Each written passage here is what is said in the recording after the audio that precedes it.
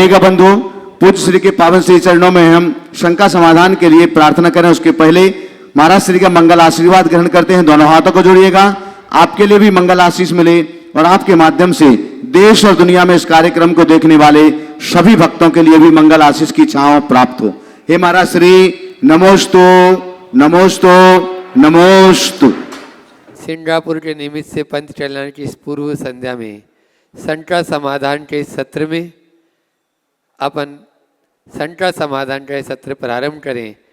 प्रथम प्रश्न के लिए राहुल जी जैन बड़ोदरा गुजरात से अपने बीच में हैं। गुरु चरणों में अपना प्रश्न करेंगे। द्वय मुनिराज के चरणों में बारंबार नमोस्तु नमोस्तु नमोस्तु। महर्षि समेत शिखर जी की वंदना करते समय कैसे भाव होना चाहिए और हमें क्या भावना भाना चाहिए? समेत शिखर जी की वंदना जीवन का सबसे दुर्लभतम क्षण होता है, और जब भी शिखर जी की वंदना करें तो सबसे पहले अपने आप को धन्य महसूस करें कि आज मैं कितना सौभाग्यशाली हूँ कि तीर्थराज की वंदना का सौभाग्य प्राप्त कर रहे हैं। और उस वंदना के क्रम में जब जाएं तो नीचे से आप मौन लेकर जाएं और एक संकल्प के साथ जाएं कि मैं पूरे रास्ते में कहीं नहीं बैठूं। ओम ह्रीम नमः की मानसिक जाप करते हुए जाएं। कहीं थक जाए तो आप बैठने की जगह अपने लाठी के सहारे अपने सांस को सामान्य बना लें और धीरे धीरे चलें। मुख से सांस न लें, नाक से सांस लें। अपनी चाल में चले, किसी की प्रतिस्पर्धा न करें। टोकों पर जाएं तो जैसे ही जाएं भगवान के चरणों में हाथ रखें, आंखें बंद रखें। धारणा बनाएं कि ये वही स्थल है जहाँ से भगवान ने 1 माह पर्यंत कायोत्सर्ग पूर्वक योग निरोध कर परम निर्वाण को प्राप्त किया। उनके परमोदारिक शरीर के दिव्य रचकन आज भी यहाँ हैं। हे भगवान, वो रचकन मुझे प्राप्त हो, मेरे अंदर ऐसी ऊर्जा और मेरे भीतर ऐसी पात्रता प्रकट हो कि मैं आपकी तरह आवागमन के चक्र से मुक्त होकर शुद्ध बुद्ध निरंजन अवस्था को प्राप्त कर सके। भावों से ऊर्जा को ग्रहण करें। 3 प्रदक्षिणा दें और 3 प्रदक्षिणा देकर भगवान की 9 बार जाप करें, फिर दूसरे टोक की ओर जाएं। यदि ये प्रक्रिया अपना करके आप चलेंगे, आपकी वंदना कब पूरी होगी पता भी नहीं लगेगी, आपको आनंद आए।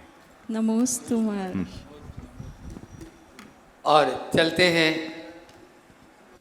कल से जो पंच चलन प्रतिष्ठा महामहोत्सव इस पावन धरा पर होने जा रहा है, उसके सौधर्मेंद्र, गुणमाला देवी जी, प्रशांत जी, शिल्पा जी, प्रसम जी, प्रफुल्ल जी, संध्या, वंश जी, पूरे परिवार के साथ में मैं चाहूँगा जोरदार तालियों से इनका स्वागत अभिनंदन करें।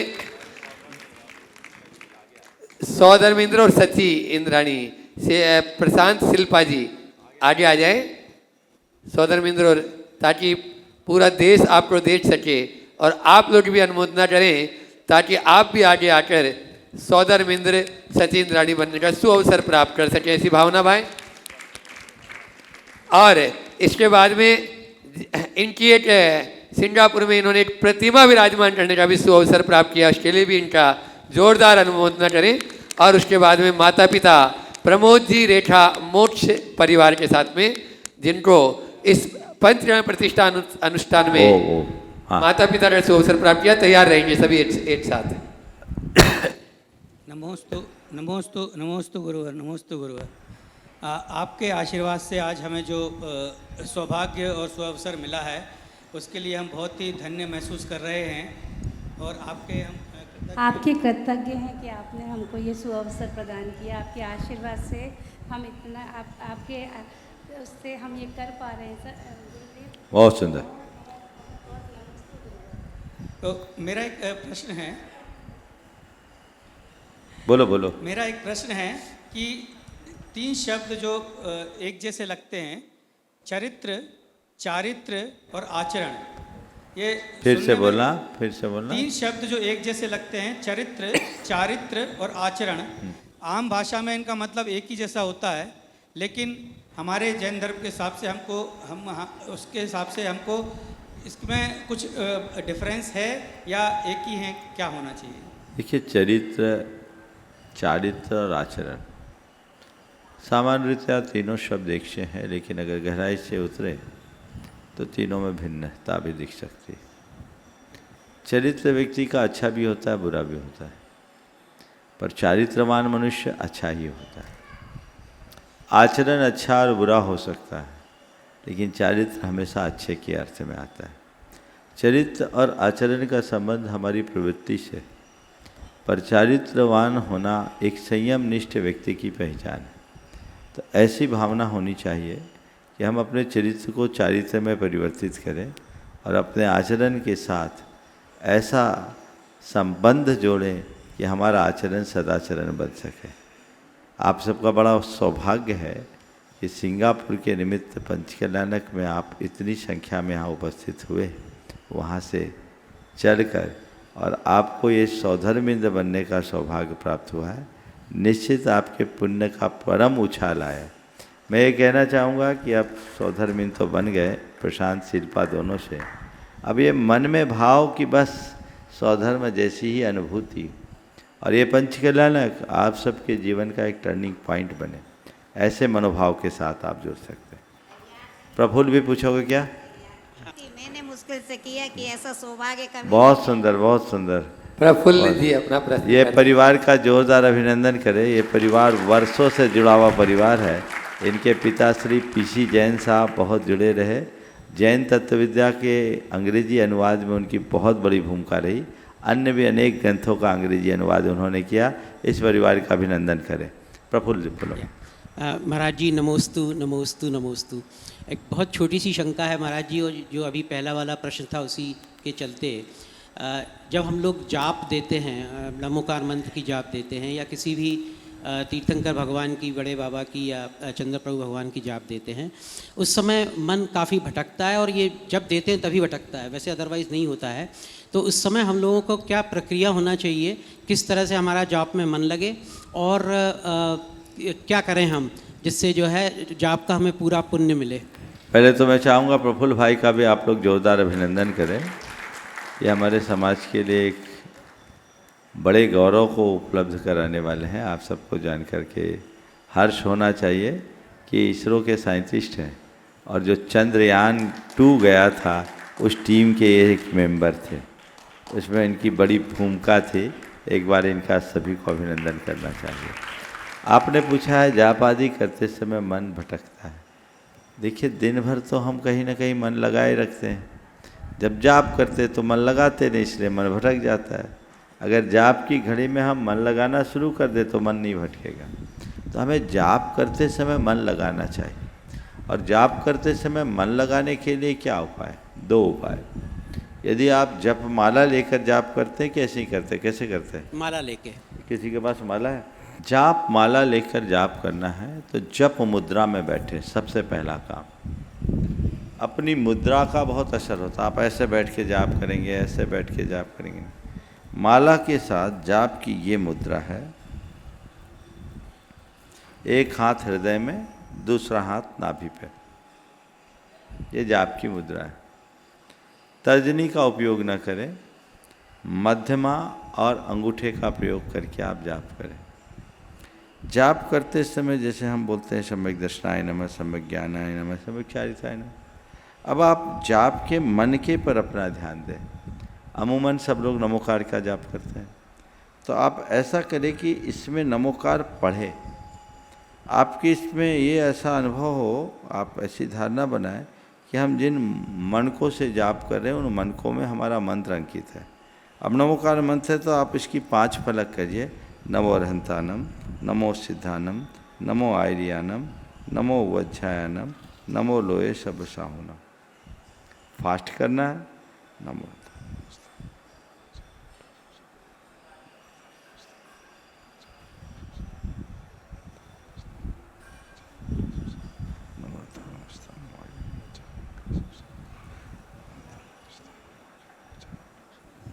आप उसमें मंत्र पढ़ने की कोशिश कीजिए।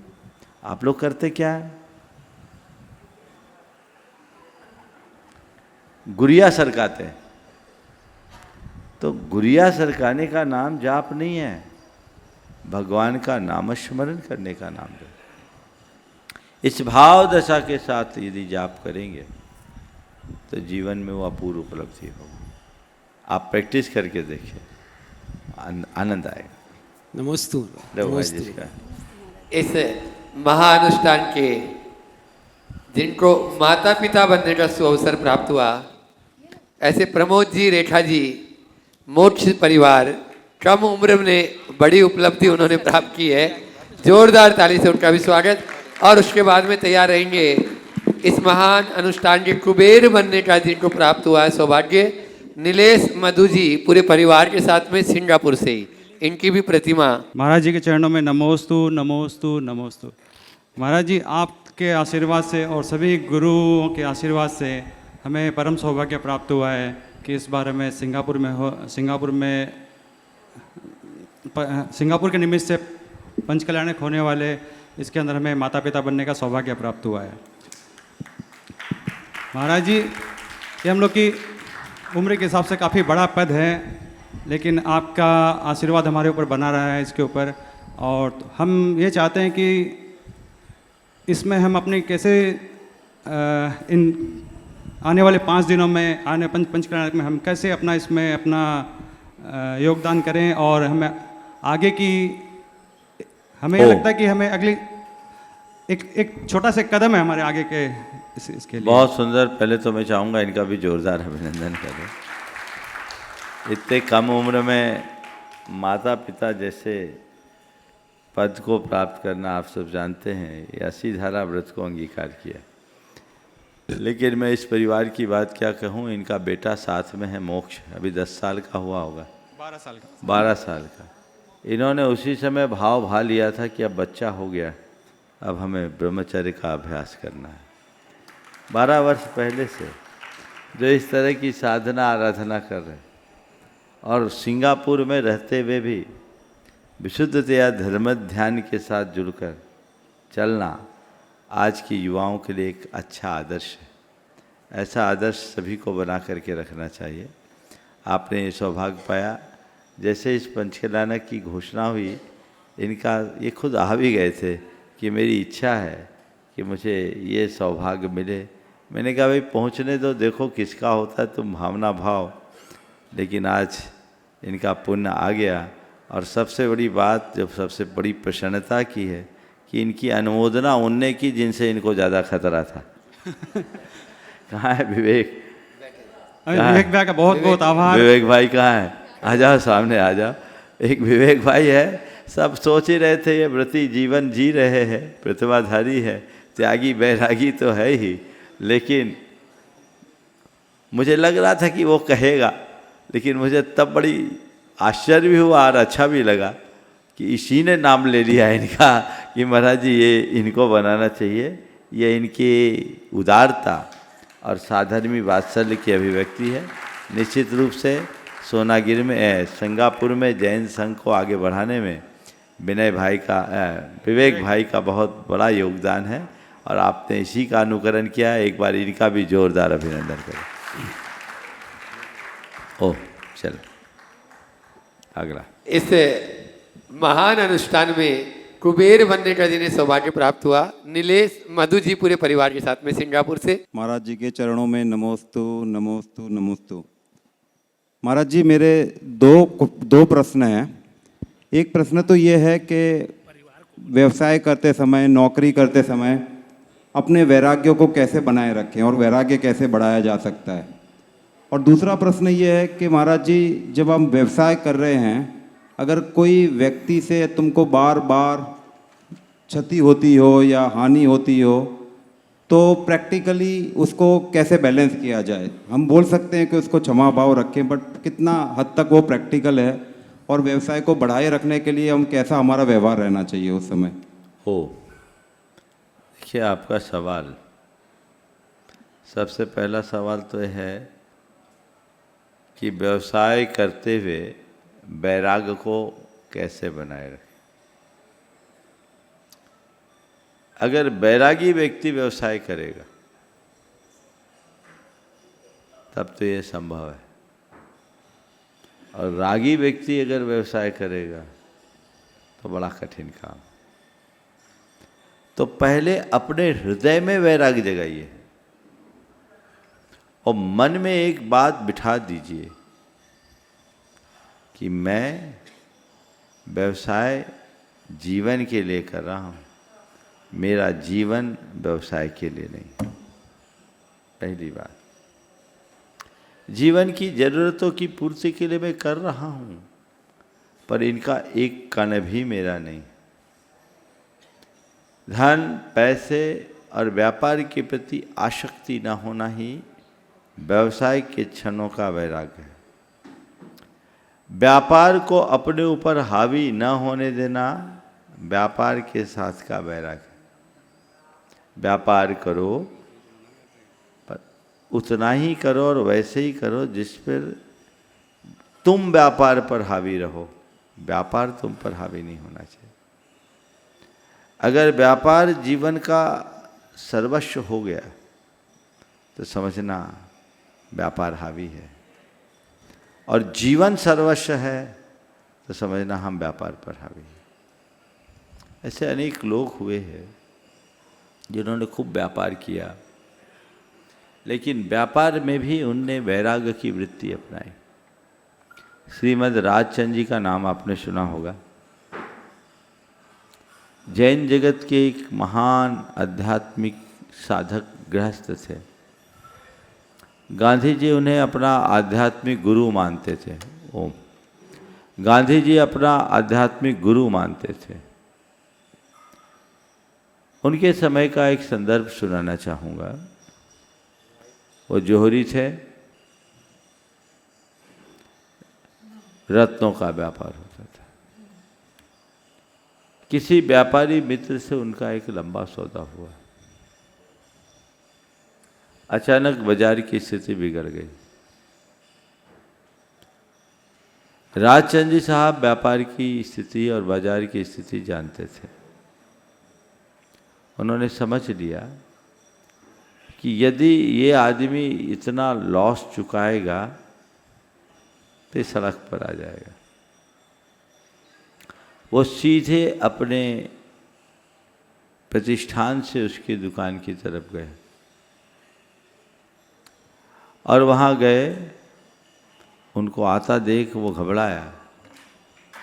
जैसे ही राजचंद्र जी साहब गए, उस व्यक्ति ने कहा, राजचंद्र जी साहब आप चिंता मत करें, हम आपका पाई पाई चुकाएंगे, चाहे मुझे अपना घर भी क्यों ना बेचना पड़े, हम आपका पाई पाई चुकाएंगे। राजचंद्र जी ने कहा, पहले वो जो सौदा हुआ उसका एग्रीमेंट का पेपर तो लाओ।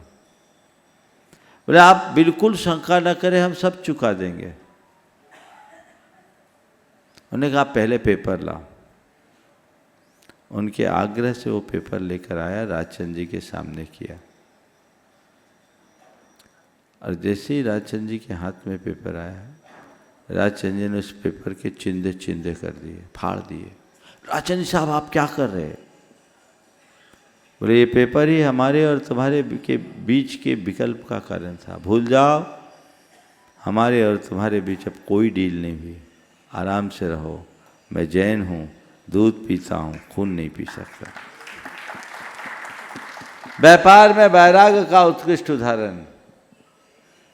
दूसरा होता तो सोचता कि अब कैसे इसके पैसा वसूला जाए। जड़ धन से ऊंचा अगर जीवन धन हो तब व्यापार में संतुलन होता है। पहली बात। दूसरी बात, आपने क्या पूछा था दूसरा?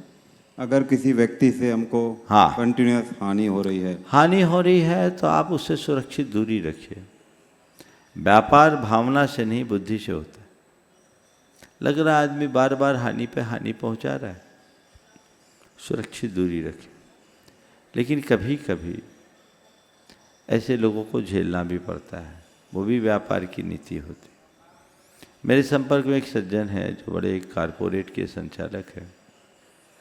आज से 25 साल पहले उन्होंने एक घटना बताई। उन्हें एक महानगर में, मुंबई में अपना घर बनाना था। उनका आदमी चेकबुक से करोड़ रुपए से ज़्यादा निकाल लिए, शायद 2 या 3 करोड़ रुपए निकाल दिए।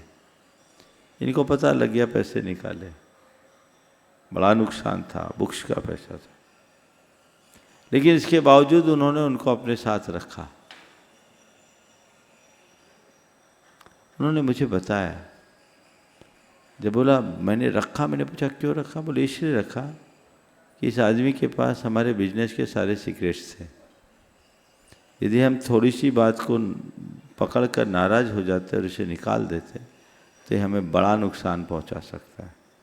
हमारी नीति कहती है इस आदमी को अपने साथ रखो और धीरे धीरे थोड़ा कमज़ोर करो, मौके पर इसे दूर कर दो, इसके प्रति सतर्क रहो, आंखें मत मूंदो। तो ये नीति होती। तो कई बार लोग त्वरित प्रतिक्रियाएं करते हैं, हमें त्वरित प्रतिक्रिया से बचना चाहिए। समयानुरूप जो आवश्यक और अपेक्षित है वैसी प्रतिक्रिया करना चाहिए, तो रास्ता खुलता है। नमोस्तु नमोस्तु। इस महान अनुष्ठान के महायज्ञ नायक आलोट अनिताजी परिवार सिंगापुर। नमोस्तु नमोस्तु नमोस्तु महाराज जी। महाराज जी, मेरा क्वेश्चन था कि हम पंच कल्याणक में पार्ट ले रहे हैं, तो हम उससे कैसे अपनी लाइफ में उतारें कि हम उस सम्यक दर्शन की तरफ हमारी नियत बन सके कि हम सम्यक दर्शन कर सकें। बहुत अच्छा सवाल है। देखिए, ये पंचकल्याणक हमारे सम्यक दर्शन का कारण कैसे बने? हाँ। सबसे पहली बात, इस पंचकल्याणक को 5-7 दिवसीय आयोजन मानने की जगह अपने जीवन के रूपांतरण का आधार मानिए। इस पंचकल्याणक को अपने जीवन की टर्निंग पॉइंट की तरह देखिए। यदि ऐसा करने में आप समर्थ होंगे तो ये पंचकल्याणक आपके जीवन के लिए बहुत बड़ा वरदान बन सकता है। एक एक क्रियाओं को नज़दीकी से देखिए, भगवान के जीवन दर्शन को समझने की कोशिश कीजिए। यदि आप भगवान के जीवन दर्शन को समझते हैं, एक एक क्रियाओं को ठीक ढंग से देखते हैं, तो जीवन में बहुत बड़ा परिवर्तन आ सकता है। और इसे केवल कार्यक्रम के रूप में देखेंगे तो कोई बहुत बड़ा बदलाव आना संशय है।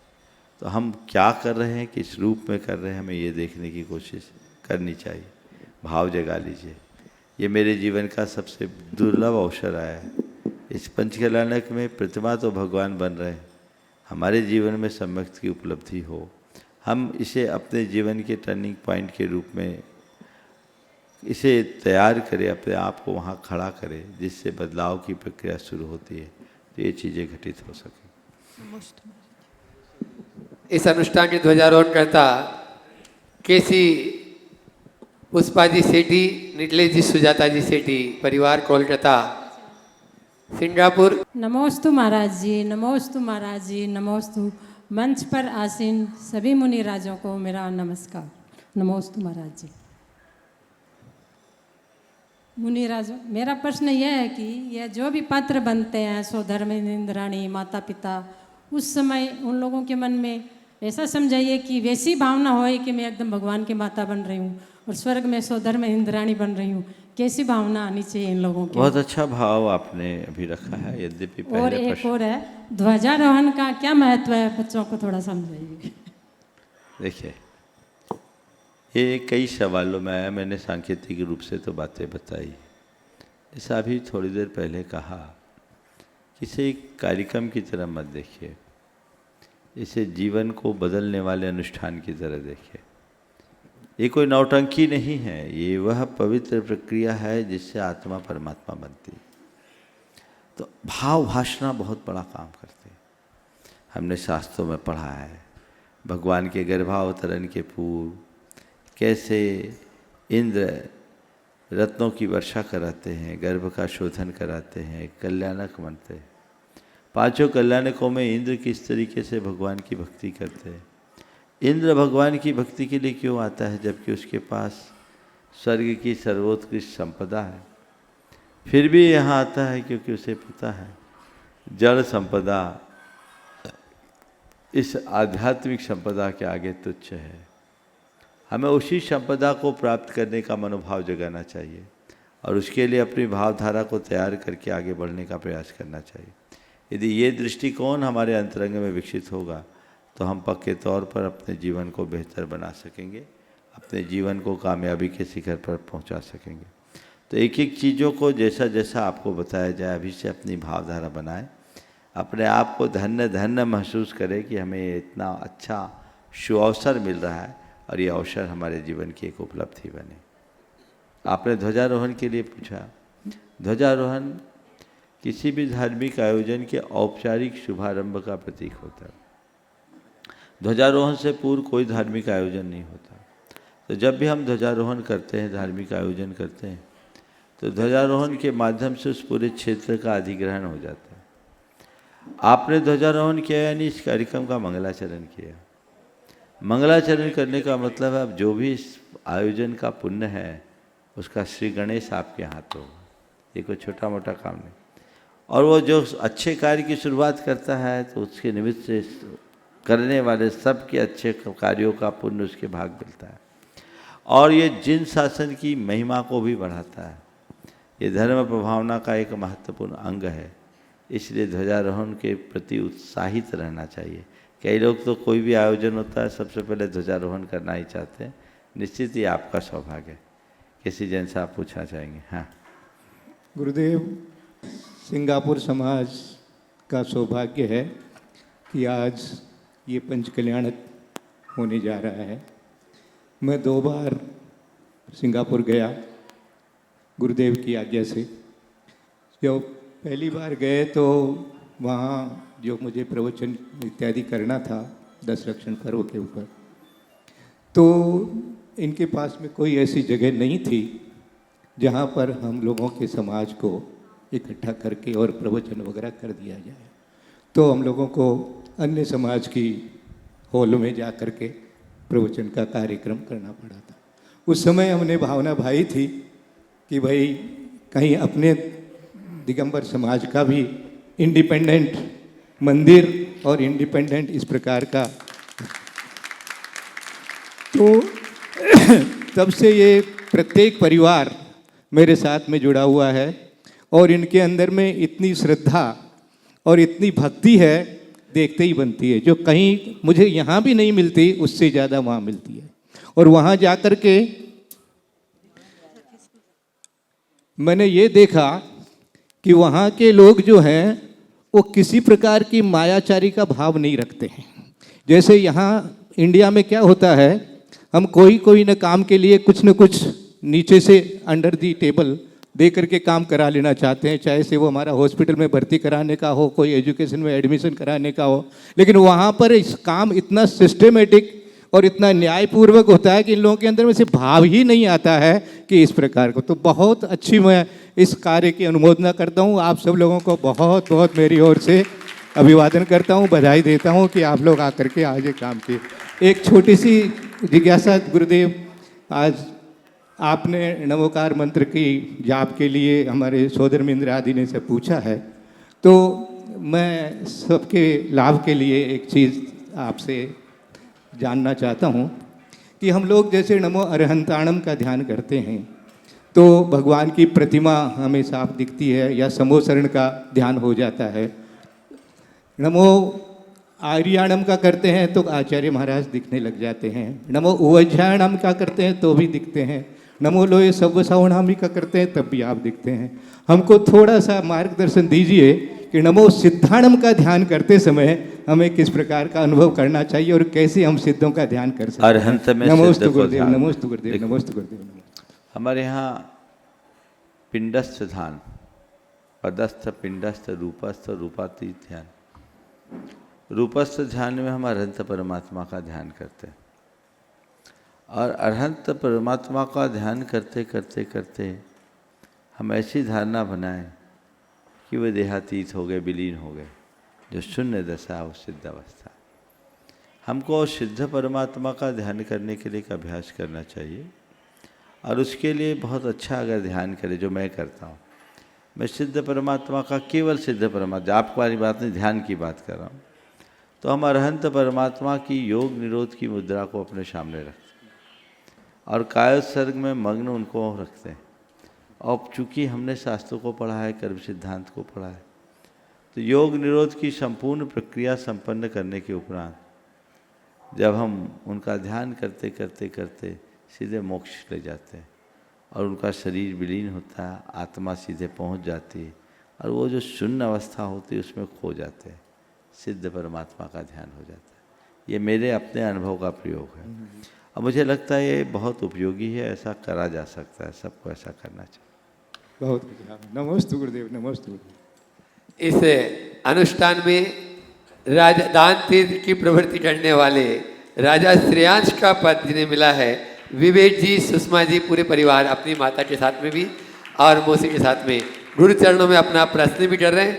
और उसके बाद में भरत चक्रवर्ती बनने का सौभाग्य जिन्होंने प्राप्त किया, विजय सीमा पाटोदी जी परिवार, सिंगापुर। नमोस्तु गुरुदेव। समस्त सिंगापुर समाज की तरफ से गुरुदेव आपके चरणों में बारंबार नमोस्तु नमोस्तु नमोस्तु। गुरु कृपा से हम सब का सौभाग्य जागा कि हम आज उस स्थिति में पहुंच गए हैं सिंगापुर में महाराज जी, जहां गुरु बोलते थे कि ज़मीन भी अपनी हो और छत भी अपनी हो, तो आज वो स्थिति गुरु जी आ गई है आपके आशीर्वाद से। आप सबकी जानकारी के लिए हम बता दें कि हमने महाराज जी का आशीर्वाद एक बार नहीं 10 बार लेने का सोचा कि गुरु जी हमको ये 11वीं मंजिल पे मिल रही है, हमको ये 25वीं मंजिल पे मिल रही है, हमको ये 4थे मंजिल पे मिल रही है। सारी समाज ने फोर्स भी बहुत किया गुरु जी को, लेकिन गुरु जी के मुख से एक ही बात निकलती थी, ऐसी जगह ढूंढो जहां पर कि जमीन भी अपनी हो, छत भी अपनी हो। तो हम सोचते थे कि गुरु जी आप उधर बैठ के बातें तो करते हो, मतलब ऐसा मन में सोचते थे, लेकिन आपको क्या मालूम रियलिटी सिंगापुर की कि कैसे मिलेगी। लेकिन ये वो दिन आ गया है जबकि गुरु वचन ही सही होते हैं, उनमें बिल्कुल हमको शंका नहीं करनी चाहिए। तो गुरु जी हमारा प्रश्न भी उससे ही रिलेटेड है कि जो सम्यक दर्शन होता है गुरु जी, उसमें बताया है कि वो 25 दोषों से रहित होना चाहिए और उसमें से 8 मदों की भी बात की गई है कि उसमें 8 मद से बच के रहना चाहिए।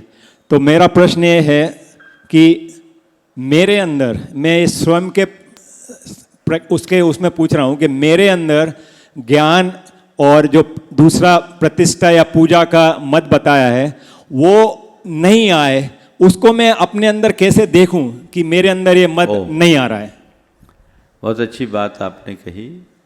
मुझे तो याद आ रहा है 2013 का वह क्षण जब एक भगवान विराजमान करने के लिए इन लोगों को दिया था, चंदप्र भगवान हजारीबाग से प्रतिष्ठित करके इन लोगों को दिए थे। और आज लगभग 100 परिवार है सिंधा, आज लगभग 200 अमित 14 हो गए है ना, 214 परिवार, 214 परिवार और सब के सब इस कदर धर्म से जुड़ गए हैं। निश्चित ये बहुत ही सराहनीय कार्य है। आप लोगों का ये सौभाग्य है, मुझसे बार बार कहते थे और मुझे दिखता था कि ये होगा और ये अभी हुआ है और इसे एक भव्याति भव्य स्वरूप आप लोग प्रदान करें। आपने पूछा है कि मेरे अंदर किसी प्रकार का मद है या नहीं, इसको हम कैसे जानें पहली बात, और इससे बचे कैसे। देखिए अभिमान और मद में अंतर है। अपने जीवन की उपलब्धियों का मान होना स्वाभाविक है। अगर मेरे पास ज्ञान है, मेरे पास तप है, मेरी प्रतिष्ठा है, मेरी प्रसिद्धि है, धन है, रूप है, प्रभाव है, तो लोग इसको महसूस करते हैं और भूमिका अनुरूप इन सब से व्यक्ति का मन हर्षित होता है। इतना होना खतरनाक नहीं है, ये है मान। लेकिन ये मद बन जाए तो बहुत खतरनाक है। मतलब अपने धन के आगे और किसी को गिनना नहीं, अपने तप के आगे और किसी को कुछ मानना नहीं, अपने ज्ञान के आगे किसी को ज्ञानी समझना नहीं। ये मद है। मद नशा है। जैसे व्यक्ति नशे में चूर होता है तो उसकी दुनिया ही अलग हो जाती है। वो अपने आप को ही सब कुछ मानता है, बाकी किसी को कुछ गिनता ही नहीं। यदि हम औरों की अवगणना करना शुरू कर दिए तो समझना ये मान नहीं मद का रूप हो गया। छोटे से छोटे व्यक्ति का हम सम्मान करें, उसकी अवगणना न करें, चाहे वो एक मजदूर हो, चाहे वो एक ड्राइवर हो, चाहे कोई सामान्य आदमी। हम चाहे कितने बड़े हो, तुम बड़प्पन का अनुभव करो, पर औरों को छोटा मत मानो। खुद के बड़प्पन का अनुभव करना कदाचित चलेगा, लेकिन औरों को छोटा साबित करने की चेष्टा कतई अच्छी नहीं। मुझसे एक बार किसी ने पूछा, महाराज जी बड़ा आदमी कौन, बड़ा आदमी कौन है? मैंने उत्तर दिया, जिसके पास जाने वाला अपने आप को छोटा महसूस न करे, समझ लेना वो बड़ा आदमी। जिसके पास जाने वाला अपने आप को छोटा महसूस न करे, बस ये भूमिका एक सम्यक दृष्टि में होती। तो अपने अंदर अपने पद और उपलब्धियों का गौरव होना भूमिका अनुरूप संभव है। आज मुझे इस बात का गर्व है कि मैं आचार्य विद्यासागर का शिष्य हूँ, मुझे गर्व है। लेकिन इसका अर्थ ये नहीं कि मैं बाकी को गिनूँ ही नहीं।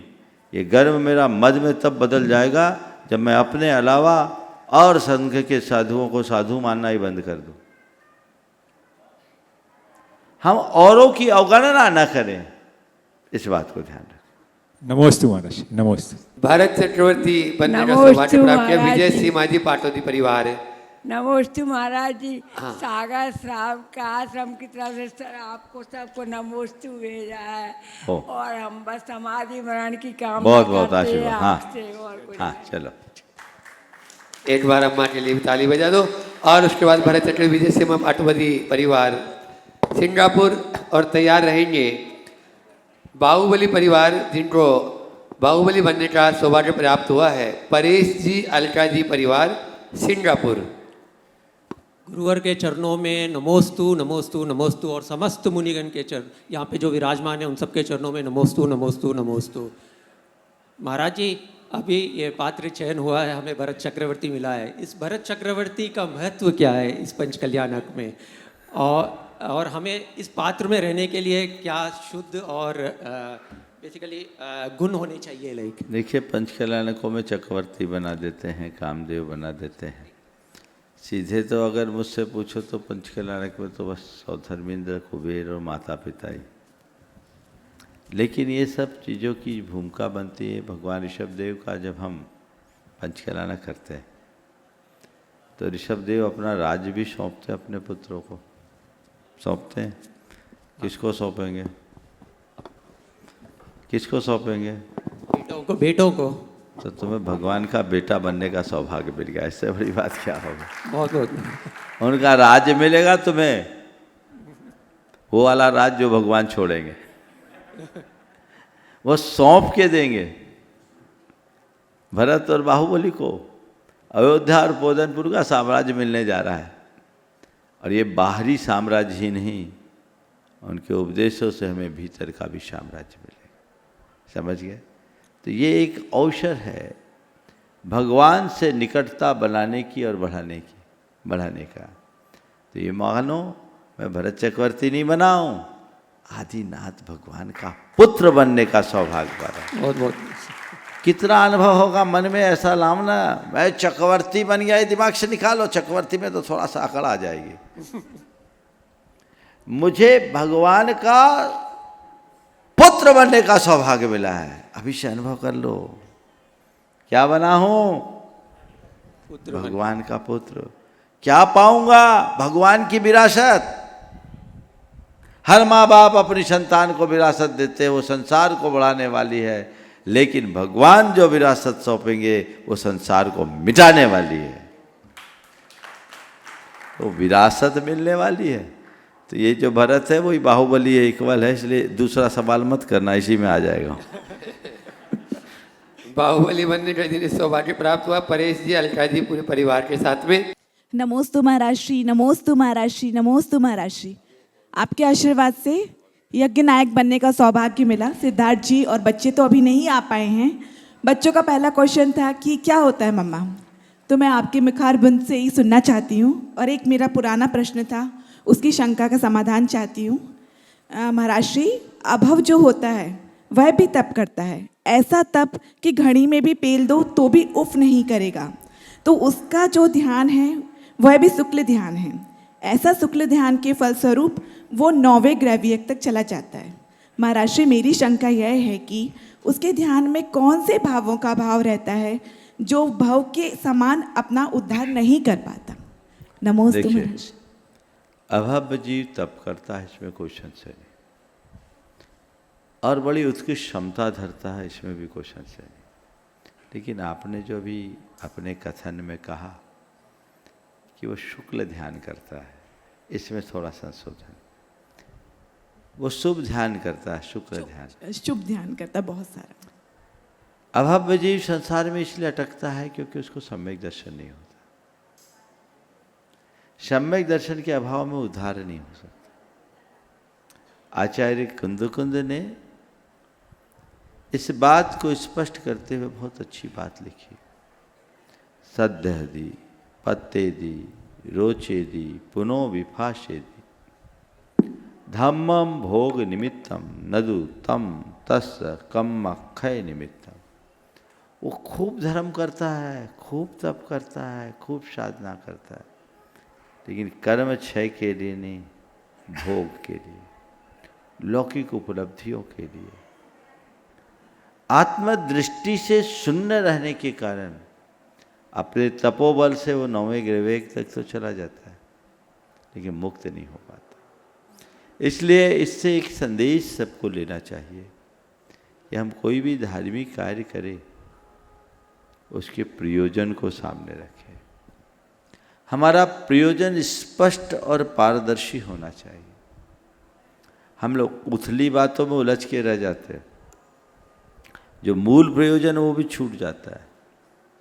कई बार पंचकल्याण में भाग लिया और हमारा ध्यान केवल फोटोग्राफी और कैमरे ही तक चला गया, और आजकल तो ये ज़्यादा बड़ा रोग हो गया है। हम तो देखते हैं लोग, हम लोगों को दर्शन करने के लिए आते हैं तो चावल की डब्बी बाद में खुलती है, मोबाइल पहले चटकता है। तो ये दृष्टिकोण आपको बहुत दूर ले जाएगा। दृष्टिकोण स्पष्ट होना चाहिए, धारणा साफ होनी चाहिए, तो रास्ता प्रशस्त हो। यज्ञ नायक क्या होता है महाराज? यज्ञ नायक यानी ये पंचकल्याणक है, एक यज्ञ है। इस यज्ञ का मुखिया कौन है? यज्ञ नायक। तो इस पूरे पंचकल्याणक रूप यज्ञ का नायक, एक महायज्ञ नायक और एक यज्ञ नायक, ये दोनों शास्त्रों में एक शब्द आता है कारापक, उसका ही आधुनिक रूप है यज्ञ नायक और महायज्ञ नायक। तो ये पूरे जो अनुष्ठान हैं, अब प्रतिष्ठाचार्यगण आप लोग बताएंगे कार्यक्रमों की भूमिका में आपकी भूमिका कैसे बनेगी। शुरुआत से ही आप लोग जुड़ेंगे तो एक अलग अनुभूति होगी। नमस्ते महाराज श्री। अनुपम जी मलेशिया से अपने बीच में, मलेशिया समाज की तरफ से परम पूज्य परम उपकारी संत श्री प्रमाण सागर जी महाराज एवं समस्त मुनि संघ को अनंत अनंत बार नमोस्तु नमोस्तु नमोस्तु। महाराज श्री, हमारा एक प्रश्न ये है कि जो हम लोग करते भी हैं सिंगापुर या मलेशिया दोनों मंदिरों में, कि जो श्रावक हैं वही माली हैं, वही पुजारी हैं, तो जनरली देखा ये जाता है कि भगवान के ऊपर अभिषेक करना या थाली से अष्टद्रव्य से पूजा करने को लोग बहुत पुण्यकारी समझते हैं। लेकिन सिंगापुर मलेशिया दोनों जगह हमारी ये 2-3 परिवार अभी यहाँ हैं और 7-8 फैमिली और हैं जो नित्य वैया व्यक्ति, चाहे अभिषेक की पूरी तैयारी करनी हो, बाद में जो भी वैया व्यक्ति करनी हो, मंदिर बिल्कुल परफेक्ट रहता है हर समय। तो ये वैया व्यक्ति का पुण्य जो जिसके लाभ से बाकी लोग पूजा इत्यादि कर पा रहे हैं, उसका महत्व थोड़ा महाराज जी आपसे। हाँ, अजमेर के सरसेठ भागचंद जी सोनी के पिता श्री टीकम चंद जी सोनी, उनके संदर्भ में गुरुदेव के मुख से मैंने सुना, टीकम चंद जी सोनी अपने हवेली से नशिया तक बग्घी से आते थे, और नशिया के कुछ पहले बग्घी से उतरते, खुद अपने हाथों नशिया के दरवाजे खोलते और पूरे नशिया की सफाई अपने हाथों करते, पोछा भी लगाते। एक दिन वो पोछा लगा रहे थे तो उनके किसी प्रशंसक ने उनसे कहा कि सेठ साहब, आप इसके लिए कोई आदमी क्यों नहीं लगा लेते? उन्होंने जो जवाब दिया वो तुम लोगों का उत्तर है। उनने कहा, 3 लोग के नाथ की सेवा करने से बड़ा सौभाग्य क्या मिलेगा, तुम उसे क्यों छोड़ रहे हो? चिन्हवाद, त्रिलोकीनाथ की सेवा करने का मुझे अवसर मिल रहा है, मैं नहीं छोड़ूंगा। और उन्होंने जीवन के आखिरी तक खुद ही किया।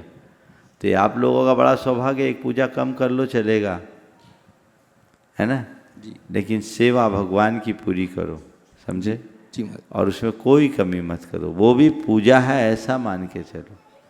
केवल गुणगान करने का नाम पूजा नहीं है, सेवा भी पूजा है। बहुत बहुत आशीर्वाद। नमोस्तु महाराज। इस अनुष्ठान में ईशान इंद्र बनने का सौभाग्य प्राप्त किया सिंगापुर से मनीष आशी जी पूरे परिवार के साथ में। नमोस्तु महाराज जी, नमोस्तु महाराज जी। नमोस्तु महाराज जी, नमोस्तु नमोस्तु। मेरा महाराज जी एक प्रश्न है जिसके 3 भाग हैं, तो मैं पहला भाग पूछता हूँ उसका। सिंगापुर जैन समाज आज यहाँ पर इकट्ठा हुआ, आज आपके सानिध्य में, सारे मुनि राजों के सानिध्य में हम ये पंच कल्याणक अनुष्ठान का स्टार्ट करने जा रहे हैं। और आज जो है जब पात्रों का चयन हुआ तब जो है यहाँ पर ओले गिरे हैं और यहाँ पर इतनी तेज़ वर्षा हुई है। तो मेरे प्रश्न का पहला भाग है महाराज जी कि ये किस बात का संकेतक है? ये इस बात का संकेत है कि सिंगापुर वाले आए और अपने साथ ठंडक ले आए। कल तक यहाँ आग बरस रही थी, आज परिवर्तन आ गया है, तो बहुत बड़ी बात है। मैं चाहूँगा और जो पात्र हैं उनका नामोल्लेख कर दे, एक बार खड़े हो जाए और सब लोग उनका अभिवादन कर दे। फटाफट नाम ले ले क्योंकि समय शेष होने वाला है। सानिध्य कुमार बनने का सुअवसर प्राप्त किया अमित नम्रता जी परिवार। महेंद्र इंद्र बनने का सुअवसर प्राप्त किया है अमित खुशबू जी परिवार। और 8 यज्ञनाथ और राजा सोम बनने का सौभाग्य प्राप्त किया है श्रीमान अचिंत जी, हनी जी पूरे परिवार के साथ में। आप लोगों की तालियां में कंजूसी क्यों? और यज्ञनाथ 8 और यज्ञनाथ रह गए थे जो अभी उपस्थित नहीं हो पाए। नीलेश तरु जी परिवार, उनकी ओर से भी ऑनलाइन इन लोगों को सूचना मिल चुकी है। सभी को बहुत बहुत आशीर्वाद। आज के सत्र को यहीं पर विराम। जो शेष रह गए कल वे सब विशेष बनेंगे। बोलिए अहिंसा परमो धर्म की।